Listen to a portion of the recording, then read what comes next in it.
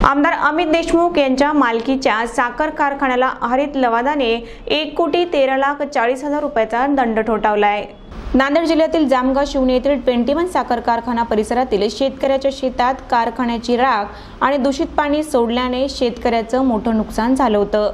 काही शेतकऱ्यांची जनावरे दगावली होती, तसेच पिकाचं आणि जमिनीचं मोठं नुकसान झालं होतं। याबाबत जामगाव शिवणी येथील 31 शेतकऱ्यांनी एप्रिल 2023 मध्ये हरित लवादकडे तक्रार केली। 2 वर्षांनी हरित लवादने निकाल देत कारखान्याला दंड ठोठावला। 21 शुगर कारखान्याला 1,13,40,000 रुपये दंड हा पाणी आणि हवेचं प्रदूषण केल्याबद्दल ठोठावण्यात आला आहे, तर 31 शेतकऱ्यांना 54,43,955 रुपयाचा निधी नुकसान भरपाई म्हणून देण्यात आला आहे। या निर्णयामुळे शेतकऱ्यांनी समाधान व्यक्त केले।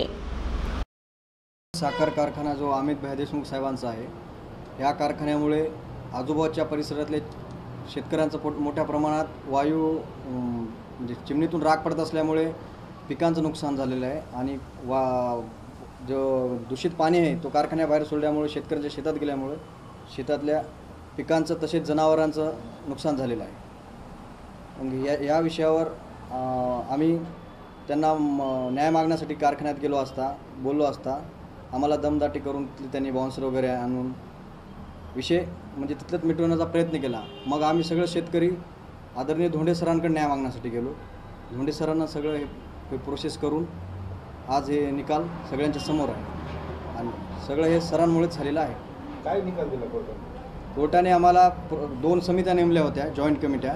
त्याची पहिली समिती नेमली होती हे प्रदूषण झालं की नाही हे बघण्यासाठी, तर त्या पहिल्या समितीनं प्रदूषण झालं हे सिद्ध केलं, त्यामधून 1,13,40,000 असा दंड लावला।